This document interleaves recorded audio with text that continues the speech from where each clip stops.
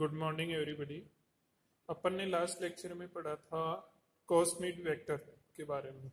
आज अपन पढ़ेंगे फेजमिड वेक्टर्स क्या होते हैं। तो फेजमिड वेक्टर्स जैसा कि नाम से ही दिखाई दे रहा है, फेजमिड, फेज का मतलब बैक्टीरियोफेज और मिड प्लाज्मिड, मतलब यह दोनों का हाइब्रिड होता है, बैक्टीरियोफेज और प्लाज्मिड का। जो बेसिकली प्लाज्मिड होता है और उसमें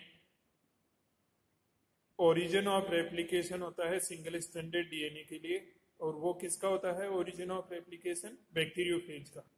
और बैक्टीरियोफेज में भी कौन से, जैसे M13 होता है, F1 होता है, FD। तो F1 बैक्टीरियोफेज का उसमें ओरिजिन ऑफ रेप्लिकेशन होता है।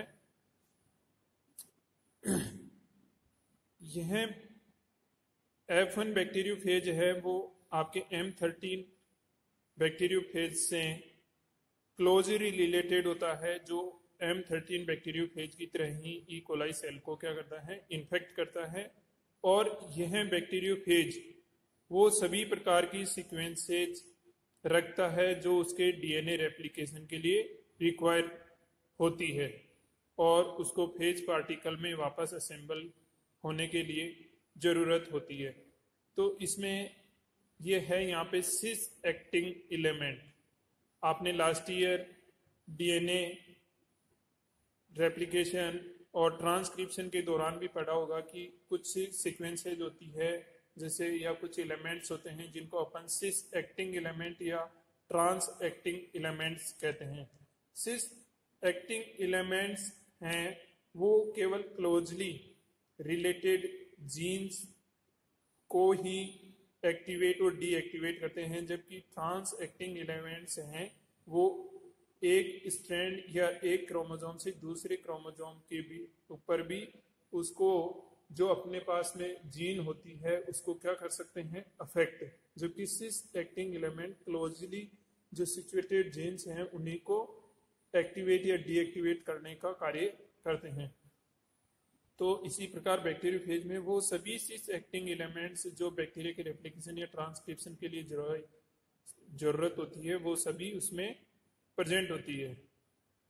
अब जब अपन ई कोलाई सेल्स में इसको बैक्टीरियोफेज वेक्टर को है वो अपन ट्रांसफॉर्म करते हैं, तो उसको वो ई कोलाई सेल क्या करता है कि इसको डबल स्ट्रैंडेड डीएनए के रूप में क्या करता है, मेंटेन रखता है।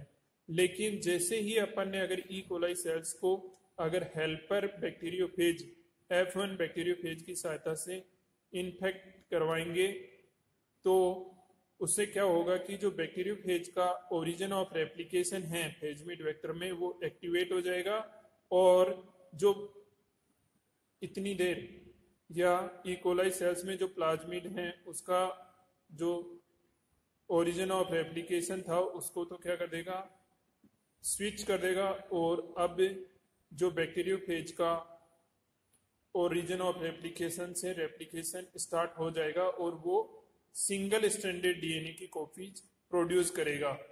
और सिंगल स्ट्रैंडेड डीएनए के बाद में वो पार्टिकल्स है वो सिंगल स्ट्रैंडेड फॉर्म के रूप में ही बैक्टीरियल सेल से क्या हो जाएंगे, एक्सट्रूड आउट, मतलब बाहर निकल जाएंगे। अब इसको फेजमिड को अपन M13 बैक्टीरियोफेज से भी सिंगल स्ट्रैंडेड डीएनए है वो क्लोन कर सकते हैं, और फेजमिड से भी। लेकिन फेजमिड वेक्टर हैं वो M13 बैक्टीरियोफेज से ज्यादा सक्सेसफुल और बेनिफिशियल है, क्योंकि फेजमिड वेक्टर में अपन एक लार्ज डीएनए को, फॉरेन डीएनए को है वो क्लोन कर सकते हैं कंपेरेटिव टू M13 बैक्टीरियोफेज। अब एक एग्जांपल है जो वो फेजमिड वेक्टर हैं, ये वो एग्जांपल है P blue script 11KS।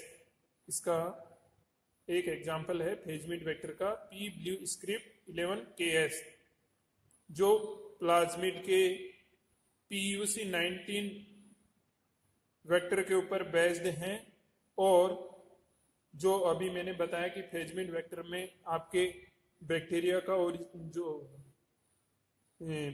Bacteria का ओरिजिन ऑफ रेप्लिकेशन भी प्रेजेंट होता है और फेज का ओरिजिन ऑफ रेप्लिकेशन भी प्रेजेंट होता है, दोनों इसमें क्वालिटी में प्रेजेंट होती है, जिससे यह मोर सुटेबल और बेनिफिशियल है क्लोनिंग के लिए बजाय किसके M13, क्योंकि M13 bacteriophage based cloning vector में केवल आपके plasmid based he origin of replication होता है, bacteriophage based origin of replication नहीं होता है।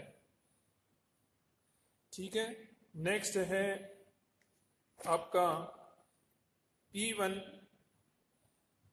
फेज वेक्टर्स और PAC वेक्टर्स। PAC वेक्टर आपका P1 फेज डेराइव्ड वेक्टर है, जिसको अपन P1 डेराइव्ड आर्टिफिशियल क्रोमोसोम के नाम से जानते हैं।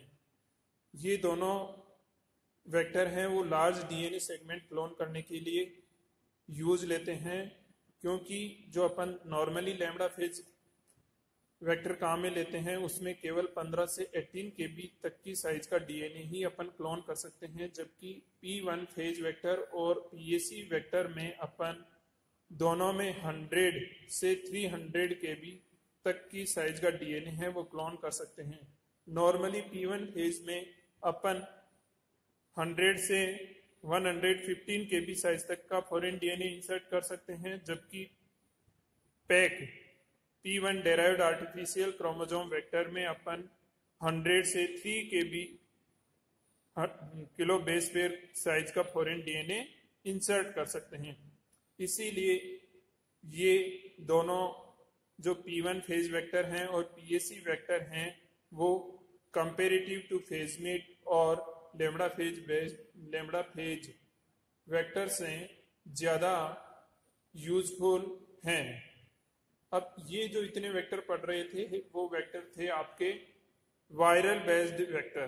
अब है वेक्टर्स फॉर यूकेरियोट्स, मतलब इतनी देर अपन या तो प्लाज्मिड बैक्टीरिया के लिए या वायरस के लिए वेक्टर काम में जो बैक्टीरिया प्रोकैरियोटिक सेल के लिए अपन यूज में काम में लेते हैं वो वाले वेक्टर अपन स्टडी कर रहे थे। अब यूकेरियोटिक अगर अपन जीन को क्लोन करना चाहते हैं तो उसके लिए कौन सा वेक्टर काम में लाए जाएंगे, उसका बेस्ट एग्जांपल है यीस्ट आर्टिफिशियल क्रोमोसोम।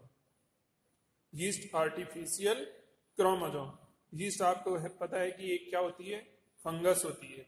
क्या होती है, फंगस, और वो क्या होती है, यूकेरियोटिक। उसी के जीन की सीक्वेंस के आधार पर इस क्लोन को डिजाइन किया गया है। तो yeast artificial chromosome vector is a cloning vector which is designed to clone eukaryotic DNA of larger size in yeast cell। अपन इसमें 100 से 2000 kb बेस पेयर्स का डीएनए है वो क्लोन कर सकते हैं, जो basically yeast artificial chromosome vector है वो PBR 322 जो एक प्लाज्मिड वेक्टर है उसी के ऊपर बेस्ड हैं, जिसमें अपन बहुत सारी क्या है यीस्ट की जीन्स हैं वो क्या कर देते हैं उसमें इंसर्ट करके एक आर्टिफिशियली वेक्टर है वो डिजाइन कर लेते हैं, जो बेस्ड किसके ऊपर होता है, PBR 322। और उस प्लाज्मिड के अंदर अपन यीस्ट की जीन्स हैं वो इंसर्ट करके आर्टिफिशियली एक न्यू वेक्टर डिजाइन कर देते हैं, और वो है यीस्ट आर्टिफिशियल क्रोमोसोम वेक्टर। अब इसमें एक जो typical artificial yeast chromosome vector होता है उसमें कौन कौन से कंपोनेंट होते हैं, क्योंकि यीस्ट है वो यूकेरियोटिक ऑर्गेनिज्म है, जबकि PBR वो प्लाज्मिड है वो प्रोकैरियोटिक ऑर्गेनिज्म है। तो अपने को कोई भी अगर यूकेरियोटिक जीन को अगर क्लोन करना है तो उसके क्लोन करने के लिए उसके ओरिजिन ऑफ रेप्लिकेशन के लिए यूकेरियोटिक ओरिजिन ऑफ रेप्लिकेशन होना चाहिए, उसका जो टीलोमियर है वो भी यूकेरियोटिक होना चाहिए, उसका सेंट्रोमियर रीजन है प्रॉपर सेग्रीगेशन के लिए जो रिक्वायर्ड होता है वो भी यूकेरियोटिक ओरिजिन का होना चाहिए। इसलिए एक याक वेक्टर में है वो निम्न कंपोनेंट्स होते हैं। फर्स्ट है सेंट्रोमियर एलिमेंट। सेंट्रोमियर एलिमेंट है वो किसके लिए रिक्वायरमेंट होता है, क्रोमोसोम के सेग्रीगेशन के दौरान ड्यूरिंग सेल डिवीजन। आपने देखा होगा कि जब माइटोसिस और मियोसिस होता है तो माइटोसिस के बाद में जब एनाफेज आती है जिसमें क्रोमोसोम का सेग्रीगेशन होता है, तो माइटोसिस में तो सिस्टर क्रोमेटिड का सेग्रीगेशन होता है, उस दौरान अपने को सेंट्रोमियर है वो उनका प्रॉपर सेग्रीगेशन करता है, जबकि मियोसिस में जो होमोलोगस क्रोमोसोम का सेग्रीगेशन होता है मियोसिस फर्स्ट में, उनको सेग्रीगेट करने का कार्य कौन करता है? सेंट्रोमियर। तो सेंट्रोमियर रिक्वायर्ड होता है किसके लिए? Proper segregation of the chromosome during cell division. Second part होता है वो टीलोमियर सीक्वेंसेस। टीलोमियर क्या है कि दोनों जो आपने क्रोमोसोम की स्ट्रक्चर में पढ़ा होगा कि जो दोनों आपका क्रोमोसोम है उसके एंड्स वाले पार्ट क्या कहलाते हैं? टीलोमियर। और ये टीलोमियर है वो क्या करता है कि जो एक तो क्रोमोसोम को स्टेबिलिटी प्रोवाइड करता है, दूसरा इसका कार्य क्या होता है कि यह जो डीएनए रेप्लिकेशन होता है उसको कंप्लीट रेप्लिकेशन में यह हेल्प करता है। कौन?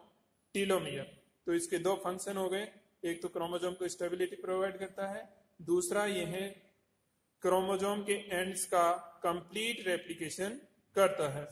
थर्ड है वो इसमें कंपोनेंट होता है ओरिजिन ऑफ रेप्लिकेशन, क्योंकि यूकैरियोटिक जो ओरिजिन ऑफ रेप्लिकेशन है उसको नाम जाना जाता है ARS, ऑटोनोमस रेप्लिकेटिंग सीक्वेंस, जो ओरिजिन ऑफ रेप्लिकेशन के लिए रिक्वायर्ड होता है। फोर्थ एलिमेंट है वो रिक्वायर्ड होता है सिलेक्टेबल मार्कर जीन, क्योंकि अपने को जो अपन ने जीन इंसर्ट करवाया है वो ईस्ट सेल में इंट्रोड्यूस हुई है या नहीं हुई है उसका पता लगाने के लिए अपन क्या होते हैं कि कुछ मार्कर जीन भी उसमें वेक्टर में इंसर्ट कर देते हैं। तो मोस्ट कॉमनली जो यूरेसिल सिंथेसिस और ट्रिप्टोफैन बायोसिंथेसिस जीन है जैसे URA3 और TRIP1, वो अपन उसमें वेक्टर में क्या कर देते हैं? क्लोन कर देते हैं।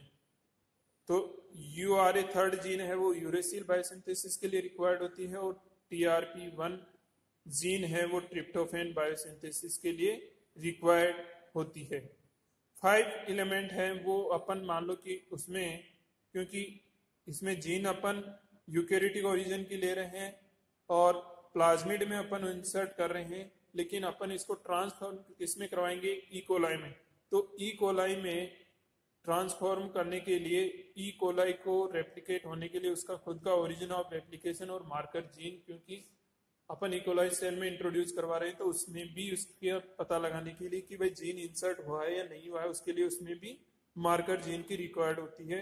तो उसमें एक तो जो कोल E1 प्लाज्मिड होता है उसका ओरिजिन ऑफ रेप्लिकेशन और antibiotic resistant genes for ampicillin, ये भी अपन वेक्टर में क्या कर देते हैं? इंसर्ट कर देते हैं। अब आप इधर देखिए कि जैसे ये डायग्राम है यीस्ट आर्टिफिशियल क्रोमोसोम वेक्टर का जो प्लाज्मिड PBR 322 के अंदर डिजाइन किया गया है। तो ये तो दोनों क्या हैं? आपके टीलोमियर सीक्वेंसेस। क्या है? टीलोमियर सीक्वेंसेस जो आपके DNA एंड्स का कंप्लीट रेप्लिकेशन होने के लिए रिक्वायर्ड होती है और उसको स्टेबिलिटी प्रोवाइड करता है। ये बाम H1 रेस्ट्रिक्शन एंजाइम की कटिंग साइड्स हैं टीलोमियर के दोनों एंड्स पर। ये आपका ओरिजिन ऑफ रेप्लिकेशन है और ये ओरिजिन ऑफ रेप्लिकेशन कौन सा है? बैक्टीरियो वाला। बैक्टीरिया के लिए जो ओरिजिन ऑफ रेप्लिकेशन रिक्वायर्ड होता है वो ये वाला है, और बैक्टीरिया में marker gene ampicillin resistance gene ये प्रेजेंट है। और ये यहाँ पे जो आपके यूकैरियोटिक जीन का पता लगाने के लिए कि यूकैरियोटिक जीन है वो ट्रांसफॉर्म हुआ है या नहीं हुआ, उसके लिए ट्रिप्टोफैन बायोसिंथेसिस और हिस्टिडीन बायोसिंथेसिस जीन, ये हिस्टिडीन बायोसिंथेसिस जीन है HIS3, ये दो जीन हैं वो मार्कर जीन्स की प्रेजेंट है। ये आपका यूकैरियोटिक ऑटोनोमस रेप्लिकेटिंग सीक्वेंस है और ये आपका सेंट्रोमेरिक जीन वाला सीक्वेंस प्रेजेंट है। और यह एक दूसरा रेस्ट्रिक्शन एंजाइम SMA फर्स्ट है उसकी कटिंग साइड प्रेजेंट है। तो ये इसका एक बेसिक डिजाइन है आर्टिफिशियल यीस्ट आर्टिफिशियल क्रोमोसोम की सीक्वेंस होती है। अब मान लो कि अपन ने कोई जीन है यूकैरियोटिक जीन, वो अपन ने हिस्टिडीन वाले पार्ट में इंसर्ट किया है, तो अब इससे क्या होगा कि हिस्टिडीन बनाने वाली जीन क्या हो जाएगी, डिस्टर्ब्ड हो जाएगी। हिस्टिडीन बनाने वाली जीन डिस्टर्ब्ड हो जाएगी, तो जब अपन इसको इकोलाई सेल्स में ट्रांसफॉर्म करेंगे और ट्रांसफॉर्म करने के बाद में इसको 24 आवर्स के लिए ग्रो करेंगे, और ग्रो करने के बाद उस मीडियम में अपन अगर हिस्टिडीन कंटेनिंग मीडियम पे अगर ये ग्रो कर जाती है, तब तो क्या होगा कि यह जीन है जो अपना फॉरेन डीएनए यूकेरियोटिक जीन है वो ट्रांसफॉर्म नहीं हुआ, और अगर ग्रो नहीं की, इसका मतलब है कि उसमें जो अपना जीन है वो इंसर्ट हो गया है। इसी प्रकार अगर अपन ने किसी ट्रिप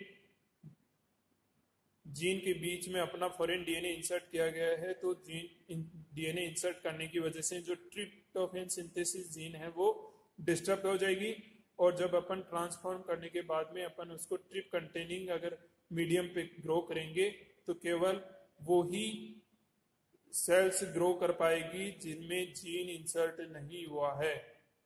जिनमें जीन इंसर्ट हुआ है उनमें ट्रिप वाला जीन डिस्टर्ब हो जाएगा और वो उस पर ग्रो नहीं करेगी।